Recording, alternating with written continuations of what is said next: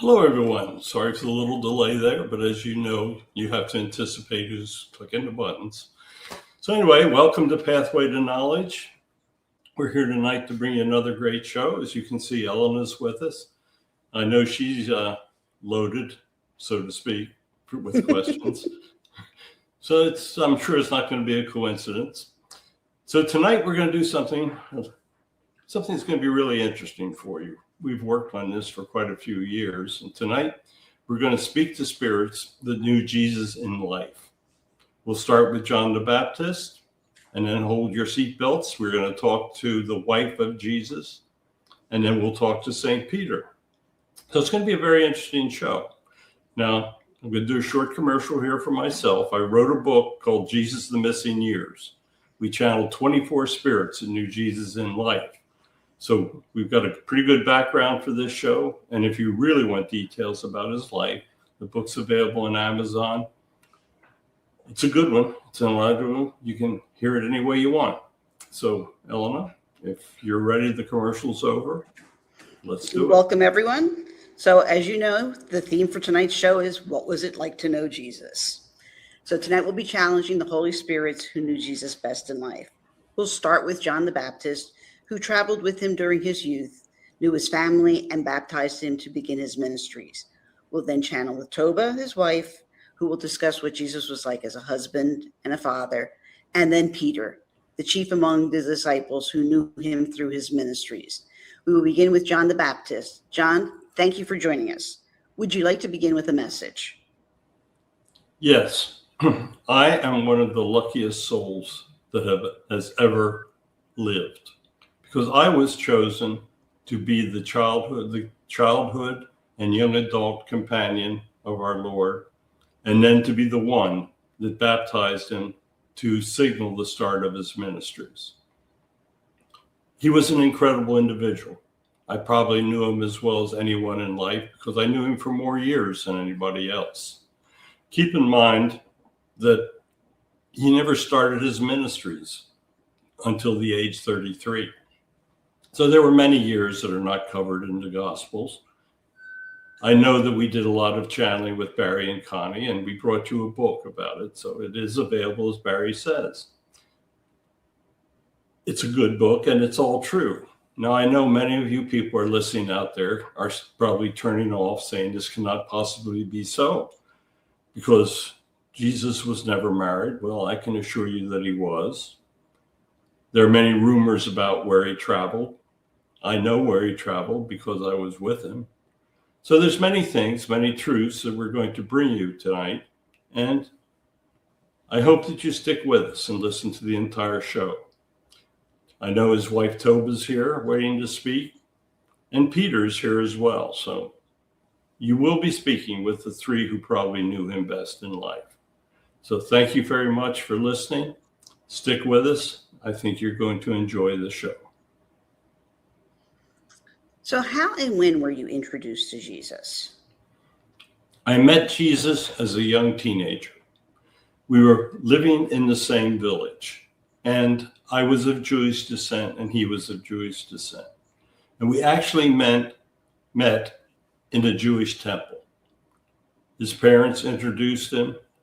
His parents knew my parents, and we immediately became good friends.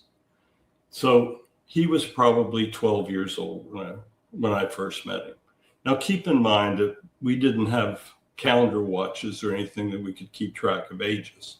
So give or take a little bit of time, but he was around 12 years of age when we first met. We were immediately good friends. We started speaking together. He told me that he wanted to travel. I told my parents that I wanted to travel. Both of our parents told us we shouldn't travel, but we did. And Jesus was very emphatic. There was really no way he was going to be stopped. And my parents knew he needed a companion. So I knew him for many years, more than anyone else. The disciples, they knew him for 4 or 5 years, but I knew him for, the best part of 25 years. So yes, I did know him probably much better than anyone else. So you both were 12 years old when you met? I was probably 13. I was a little older than he was, but that was approximately the time. What was he like as a young man? He was an incredible person. He was very personable. He had blue eyes, which made him stand out in the group. He was very friendly.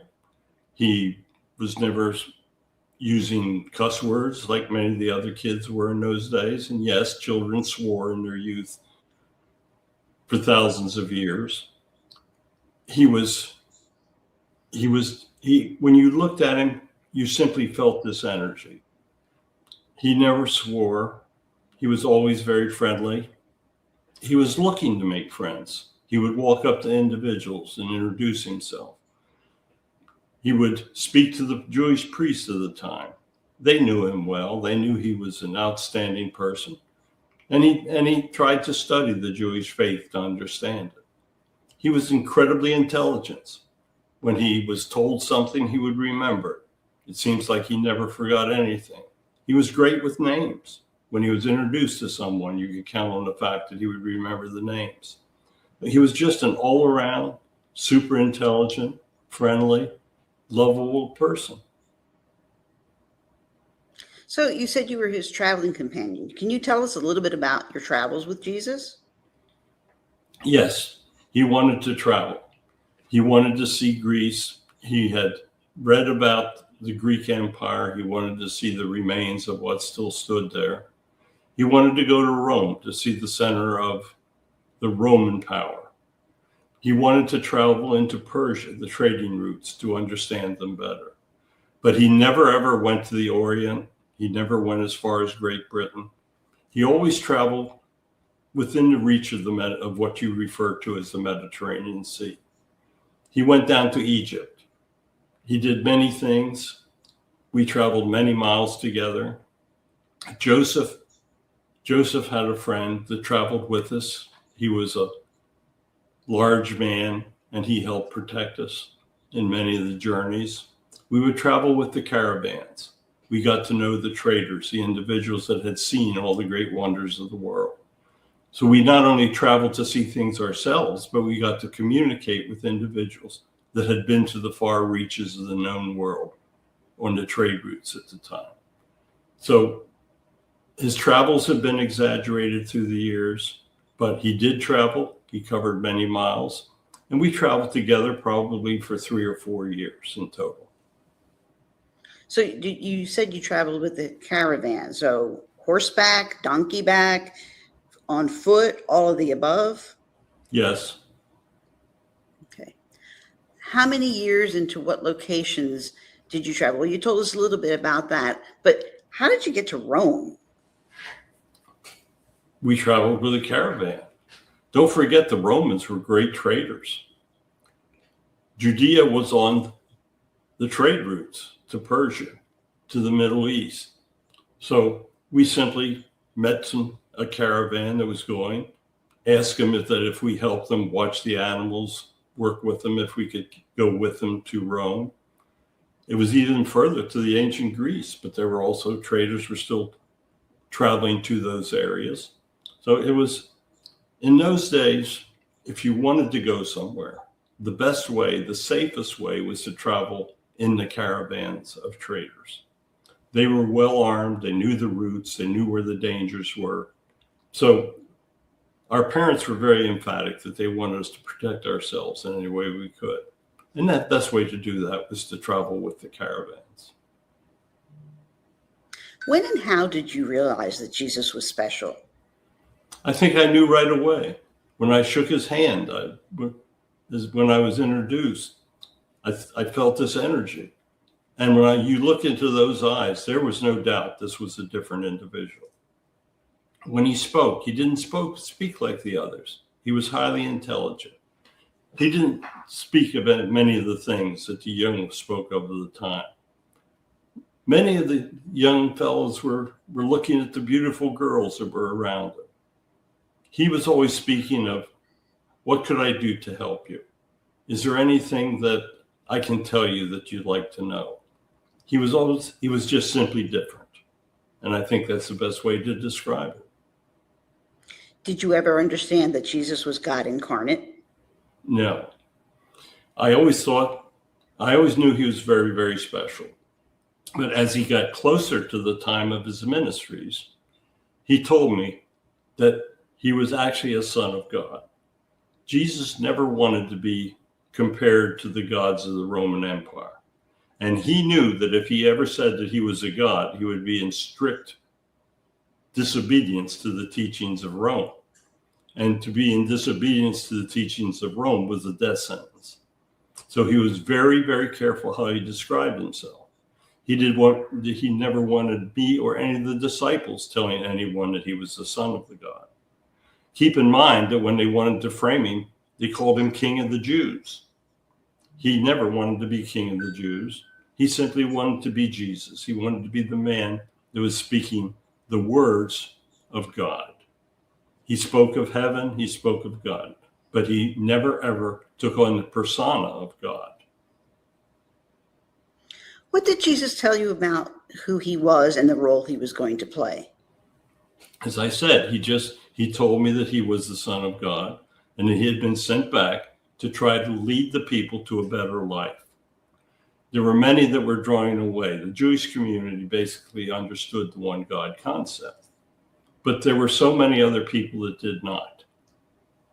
He said the Jewish faith was not the one that could lead the people into the future because of the problems of some of the teachings. He said he wanted to speak uniquely of the one God. He wanted people to understand that there really was a heaven, that people would go to this heaven, that they would be honored if they lived a good life. He spoke all of the things to the people that he speaks to you today. The simplicity of his message was amazing. He never spoke to the people in parables or complicated talk. He always spoke to you in a way that you understood. When he spoke to me when we first met, I understood this person. I knew he was special from the start. What role did you play interacting with the family life of Jesus? I was a personal friend. I was probably his best friend. He asked me if I would travel with him when he wanted to travel. We traveled together. We sacrificed. Travel was very difficult in those days. It would be weeks before you would have the opportunity to even take a bath. The roads were dusty. We would have to work for the caravans in order to pay our way. We watched the camels at night, the donkeys. We helped guard the items that they were taking to trade. So it was a very difficult thing, but we got to see what we wanted to see. When the caravans would arrive at a location, we would be on our own. We would have an idea when another caravan was going to an area that we wanted, because there were almost like trading posts that were set up in those days, markets. People would expect caravans at different times. So we would be able to predict when we would have a safe route to another location that we wanted to see. But safety was always an important consideration. He never told me that there was going to be a time that he would be devoting his life to speaking of the one God. He hinted at it in our youth. As we grow older, he would talk more and more about what he was going to do with his life in the future. But in those days, we traveled as young men would travel together, much as young men would travel together today. John, were you married? No, I never married. I thought about it, but my lifestyle really did not lend itself to it. I fell in love with a few women, but their families would not agree to me marrying them because of my lifestyle. But I never married. How did you realize the role you were going to play in the beginning of the ministries of Jesus? I had psychic abilities. The angels, I would get messages from. I would have dreams of angels. Spirits would come to me. Sometimes I would see the Spirit of God in a dream. I was told many, many times that I was going to help this individual in his life, that he was special and there were many things he had to do. What was the significance of the baptism of Jesus? It was Jesus lived a normal human life for roughly 33 years. He traveled, he loved, he had a family, he raised his children. He did all the things that a human would do. But once he left that so-called human life, he assumed the life that he described as the Son of God. So the baptism cleansed him of his prior human life and prepared him for the journey where he would be communicating with the angels. He would be doing the miracles, and he would be doing all of the things that a Son of God would do. Did you baptize Jesus' children? No, because they were very young. In those days, baptism was very, very special. I knew that the children of Jesus who were going to be raised by Toba were going to be wonderful children. Once I baptized Jesus, then I moved on with trying to bring people to God on my own. So I did not baptize the children of Jesus. Did you play any role in the beginning of his ministries?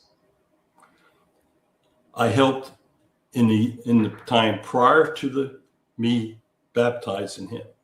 I introduced him to individuals that I thought would help him and would follow him.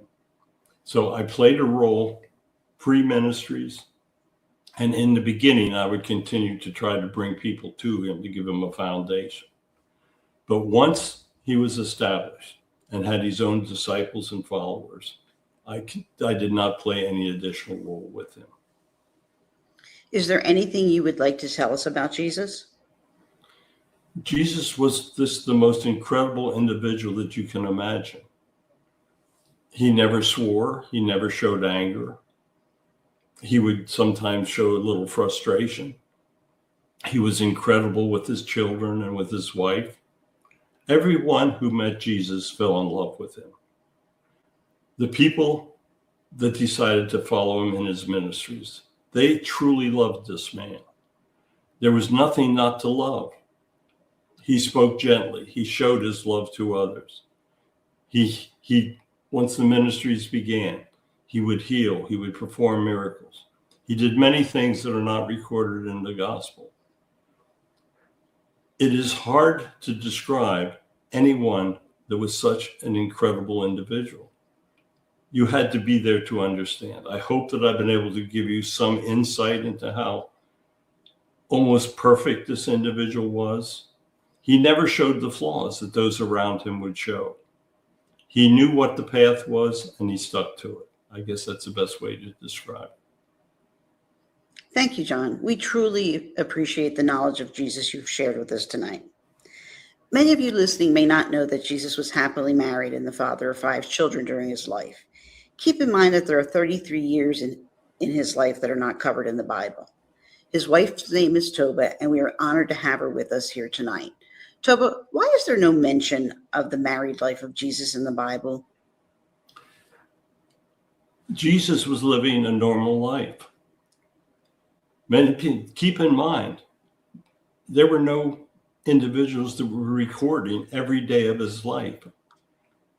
He was not known to be who he was until he began his ministries. Jesus wanted to live a life of humans. He wanted to know what humans were going through, what it was like to have grief, to have love, all the things that humans have. But he did not want this portion of his life recorded. And there were no individuals that knew he was that special. They knew he was a good individual. They knew that he was living a great life. But there was nothing, shall we say, culturally or religiously special about his life. It was very normal.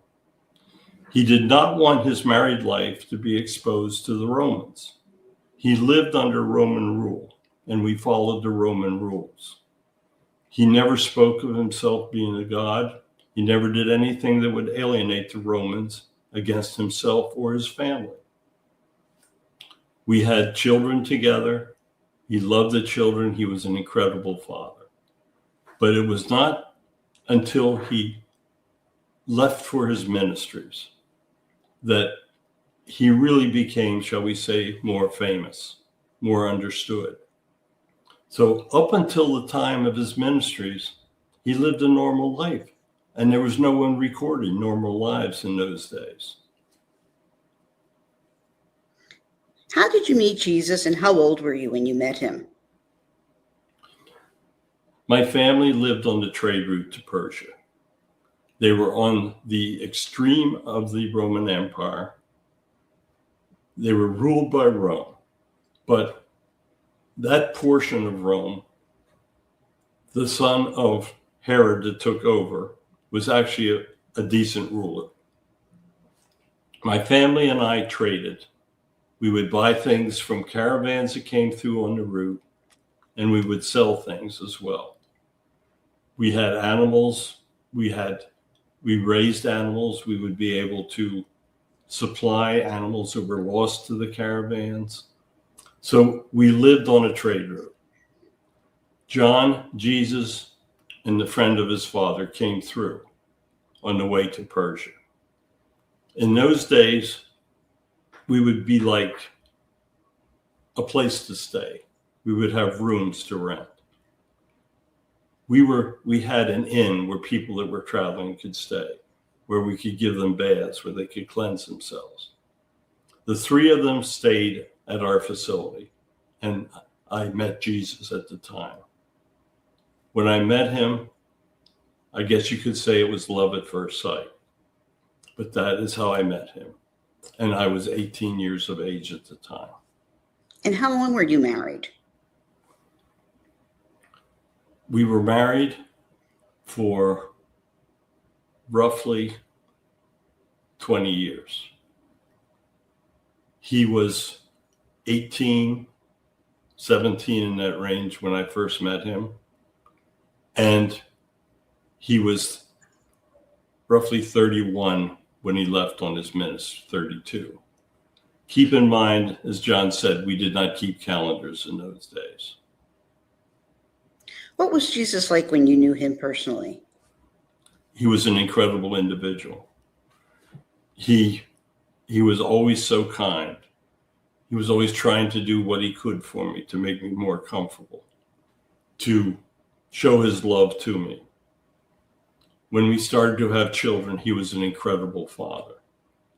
He was the personification of the ideal husband. I cannot really describe everything that he was because he was everything to me. He loved the children so much. Our first child was a daughter, and she was sickly, and she passed at a relatively early age. The grief he felt was indescribable. She was sick, and he would stay up at night. And then he would go and he would work trying to do what he could to raise more funds for his family. He lived this absolutely normal life. He grieved. He loved. He did everything that a perfect husband would do. Did you ever know who he really was? No, I did not know who he really was, that he was God incarnate, until I returned to heaven. Please tell us a little about your family. Who were your parents, or where were they from? Did you have brothers and sisters? I had brothers and sisters. As I say, we lived on this trade route. And in those days, the family was expected to work and do all of the things to help raise food. We lived basically on the border with Persia. We were on the trade route, and I had wonderful parents. In those days, they were considered wealthy because they traded and they made wealth. They shared the wealth with all of the children. They helped buy them homes. They helped us. Jesus was a very poor person. He worked as a carpenter. He would work as a laborer. He would do whatever he needed to do to raise funds. So my family supported him. After the Romans took his life, my family supported us and the children. They helped raise us. At the time that they took the life of my husband, Joseph, the father of Jesus, had passed. Mary came and lived with us and helped raise the families as well. So everybody pitched in those days, but my family was wealthy, and they used that wealth to support all of the children and to help in any way they could. You said you had 5 children with Jesus. What were their names? Sarah was our daughter. She was an incredible child. We had Ezekiel. We had Seth. We had Jeremiah. We had Luke. They were incredible children. We had our daughter first, and then we had 4 boys. The souls of those boys have returned many, many times to serve God. Those souls are doing what Jesus expected them to do after his passing. He was very emphatic that he did not want his children speaking of his ministries or even in any way allowing the Romans to know who he was. But in the lives after my children passed, they came back, and they have all been servants of God in many different ways. What was Jesus like as a father? And how did he support both his family and his ministry family? He supported his family by working as a carpenter, laborer, growing things in the field, doing all of the things that an individual would do in those days to support his family. My family had wealth, and they backed us whenever we had shortcomings. But he worked very hard. He would show incredible love towards all of the children. He never showed favoritism, but he did help to nurse our daughter when she was ill. He did all of the things that a family would do. Today, when he speaks the words, he speaks of what you should be doing to help and love your family, to guide them. He did all of these things to his own family. When his ministries began, there were people came forth that had wealth that could help. The family of Mary Magdalene was wealthy. Otherwise, she would never survived with the sickness she had until Jesus cured her. The family of Mary supplied much of the wealth that was required for his ministries because they were so thankful that he had done the miracle and cured her. There were others. Matthew had access to wealth. He was a tax collector. There were many that would do the best they can. But in those days, everyone would follow him, but they would basically be responsible for their own expenses that were required. There were no hotels. There were inns where people could stay. Sometimes they would just simply all camp out in the fields. But support came from the followers, basically. Once my husband left on his ministries, my family did not give him much support, but they totally supported us and our family. They're the ones that we relied on, because once my husband left, there was no one to make money and to be the earner for the family. It was all arranged before he left. He told my family that he had this mission he had to go on, and my family agreed that they would support his family when he left. Why didn't Jesus ever want his children to take over his ministries? Because he did not want the Romans to kill them. He feared that anyone that was related to him would come under the dark cloud of the Roman Empire. No one was to know exactly who who the family of Jesus was. My family just simply remained known as the family of traders, of those that would trade with the caravans and would simply help. My children grew up and lived normal lives, but my husband was very specific. He did not want them to do anything that would jeopardize their safety or my safety. Before you agreed to marry Jesus, did he tell you that he would have to leave for his ministries? Yes. He said that he had come back with a special mission in life. He told me that I would have difficulty understanding it. But he warned me before we married that a time would come when he would have to travel and leave home in order to speak of the one God that truly existed and of the heaven that truly existed as well. So he warned me. I had every opportunity not to marry him, but he was so special that I felt that the time we would have together would be well worth it, and it was. Keep in mind that in those days, lifespans were much shorter. So he told me that we would have time to raise a family before he left. Expectations of long lives did not exist in those days. So I knew that he was going to leave, but I knew that the time that we had together or would have together would be well worth it. Did Jesus ever tell you he was going to have such a painful end to his life?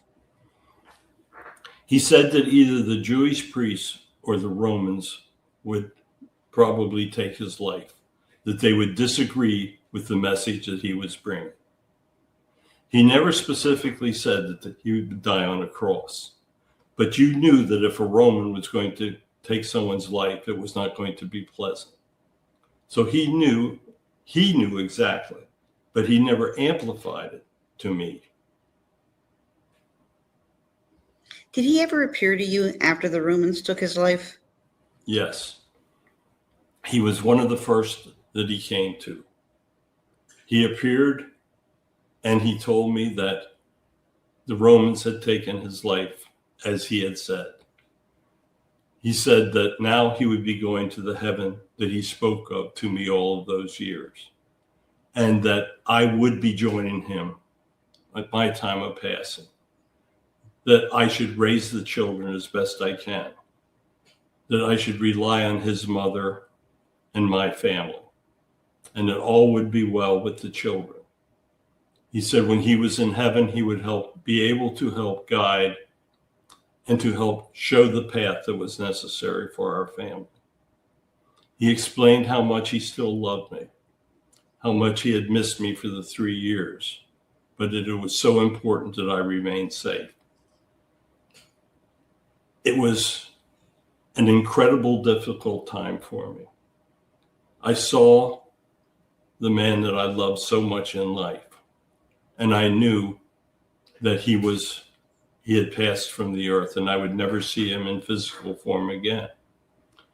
But Jesus had instilled this incredible, strong faith in me, and I had no doubts that we would be reunited in heaven, and we were. How were you selected to be the soul who would return and become the wife of Jesus? Did you know Jesus from a prior life? I lived with him many times before. Keep in mind, the creation took place billions of years ago. Jesus had appeared on many of the planets where he was trying to cultivate civilizations. I appeared with him in many of those lifetimes. So he knew that I was a soul that could be counted upon. He knew that I would be the person to return with him. Just the same as all of the spirits that returned with him had served him in multiple lifetimes before. All of the disciples had been with him in multiple lifetimes. All of his children, those souls had been selected because they had served him as well. And he knew that he could trust all of those souls.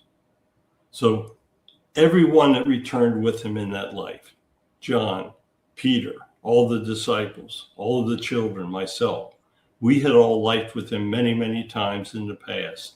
And he knew that we were souls from the seventh level that he could count upon. I know from Barry's books that you and the children went into hiding to protect you from the Romans, I guess sort of like a modern witness protection program. Where did you go and how did you support your family? We stayed with the parents, with my parents, because even the caravans that came through did not understand who Jesus was. Keep in mind, in those days, everyone, all the men wore beards. They all looked alike. So the story of this man that was crucified hundreds of miles away from our home. We were on the frontier of the Roman Empire. So we were safe. We had help from the angels. I would communicate with the angels, and they would tell us that we would be safe in this location. So we were far away from Judea. We were not under the same governor, the same procurators. We were safe in the location of my parents, and that is where we stayed. What was it like to be a single mom? And what did you tell people happened to your husband when they asked? We told them that he had been killed in an accident in his travels. We told them that he was traveling with the caravans and trading with them, and that he had an accident and was killed. That is a story that would apply to thousands of people in those days. It was not uncommon that when a person left with a caravan to trade, that we would never see them again. It was incredibly dangerous times. So we gave them a story that would fit in with the times. Once your children became adults, did they marry and did they leave your parents' home? Yes, as soon as they could survive on their own, they went with different occupations. There was a carpenter, there was a law enforcement agent, there was even one that went to work for the Romans. So they went out, they got employment, they married, and they raised their own families. They did all of the things that a normal person in those days would do. But they all went out and lived good lives. They all spoke of the one God to their children, and they all spoke of the father of their father. He stayed with them. The youngest, Luke, was 10 years old when he left. So all of the things came together that he would have take place. The children grew up to be wonderful people. They were all successful and they all raised their families. So indirectly, they really did carry on the ministry of Jesus, just not publicly. They all knew this great person who their father was, but they never spoke of it, that they would have a problem with the Roman Empire. Keep in mind that the emperors that followed Tiberius were very, very evil people. Christians were killed throughout the early empires. It was very, very dangerous to be a Christian. And my children all played by the rules because we were very clear that we wanted them to survive. Is there anything else that you'd like to tell us about Jesus? He was simply an incredible individual. He was a perfect husband. He was incredible with the children. He never showed anger towards them. When they were sick, he would care for them. He did all the things that he could do to make our family as comfortable as possible. He was loved by my parents. He had wonderful parents himself, Mary and Joseph. And he did all of the things that you would expect him to do. I guess that's the best way I can describe it. He was the Son of God. as what he told us. We didn't understand just exactly who he was as God incarnate. But he did all of the things of which he spoke. He did everything that you would choose to have done to yourself. And that is probably the best way to describe him. Thank you, Toba, for being with us here tonight. I just can't even imagine being married to Jesus.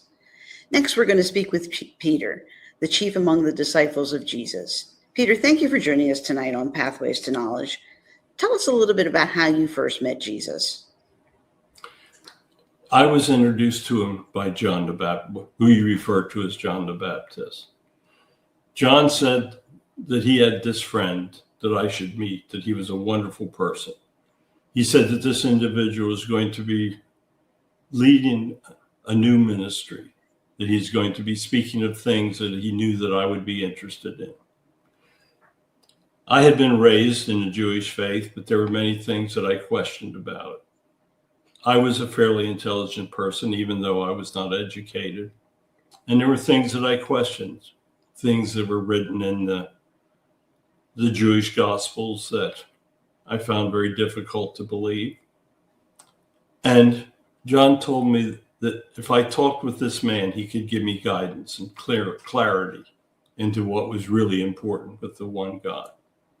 So I was introduced to him. I spoke with him. And after a couple of days, I realized that I wanted to be with him on his ministries. And that I wanted to serve this man because he was speaking things that I knew could bring hope and salvation to all of the individuals of the time, because life was so difficult under the Romans. But what happened that made you want to follow Jesus? His words, his love, his energy, the messages that he was speaking to me, the information that he knew. It wasn't just simply one thing. It was an infinite number of things that this incredible person would bring out when you spoke with him. Can you describe Jesus for us? Physically or Both. how he was a handsome young man. He stood about 5'8", 5'9", which is the height. He had blue eyes, which I think is the most incredible feature that people remembered when they met him. He never showed anger. He was always trying to help. He was the perfect individual to know. There was never a reason to have anger with him. If you disagreed with him, he would accept your disagreement. He would not say that he was always right. He would speak of the one God. He would speak of this place called heaven. He would speak of many things that you wanted to hear about. I think that's probably the best way to describe him. Did you ever get to meet the family of Jesus? No. I met him after he had left the family. There was a time that he confided in me that he was married, but he made me swear that I would that I would never tell anyone of the family because he feared so much that the Romans would kill him if they found out. No, that answers my next question. Why was it so important to keep it a secret? What do you consider the greatest miracle that you witnessed by Jesus? Well, the resurrection, obviously, because he came to me after they had killed him on the cross. When Mary told us that the tomb was empty, we had no idea. We thought somebody had robbed his body. And then all of a sudden he appears in physical form and he speaks to us. And for those moments, it was like he was living his life back. The resurrection was the most incredible miracle that we ever had the honor of viewing. We watched him provide many miracles. I was there when he healed Mary Magdalene. I was there when he supplied food for people. I was there when he tried to walk on water, but I must say that didn't work too well. He wound up getting wet in the process. But I was there for all of his incredible miracles. I was honored to be there to see these things take place. I knew that this man was so special that when he said that he was the Son of God, I never had any doubts. What do you consider the greatest message that was given to you by Jesus? To do unto others as you would have them do unto you. That is the greatest statement of common sense that was ever spoken. If you live that single rule, you will have a good life. Now, we're assuming that you're a good person. He told us of God. He told us of prayer. He told us that there were angels, angelic beings that you could speak with. All of us had some psychic abilities. All of us had had interactions with angels in different ways, and dreams, hearing messages.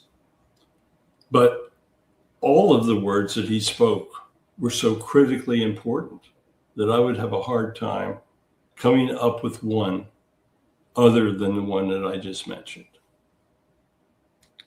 What would you tell anyone who does not believe in the afterlife or of Jesus?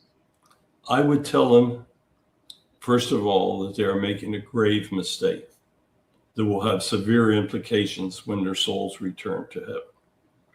People like this do not believe they have souls. And truly, many of them are very evil, and it seems as though they have no soul. But I would tell them that it is never too late to change. Even though you've done many things that were other than what Jesus wants of you, that you should use every day of your life to build a foundation of faith and to understand that your soul is truly going to heaven. I would tell them the story of Paul, who actually crucified Christians, but saw our Lord in resurrection form and changed his entire life and brought so many people to know God. I would use Paul as a great example for anyone that does not believe in God. Why do you think you were chosen as the chief among the disciples? I had served God many lifetimes before, as had Toba, as had those of his children. Keep in mind that the birth of Jesus and his life had been planned for hundreds of years in heaven. There's no time there, but hundreds of his seventh level souls and followers were brought together to support him in this life. It was not like he just came back and was by himself. All of the souls that surrounded him had served him many times. I had served him many times before, and there were times that I had led among followers before. So he knew my capabilities from prior lives. And when I showed the characteristics that were necessary in this human life, he chose me to help lead the disciples and to give guidance to the followers. What did Jesus tell you about his death? He said that the time would come where the Romans would take his life. He said that he would alienate the Jewish priests and that there would be a time that they would force the Romans to take his life. We all knew what it was like to be killed by Romans. It was not an easy death. So he told us that it was inevitable and that the time would come. He never told us the definitive time, but we knew that it was inevitable. What do you think about our last few popes, Pope John Paul, Pope Francis, and of course our newest pope, Pope Leo, the first American pope? It is not up to me to give judgment on them. It is up to the followers of the church to decide if they feel that they've done a good job. If the people believe and if they are speaking things that are not alienate others and driving them from the church, I would say that they would be considered doing a decent job.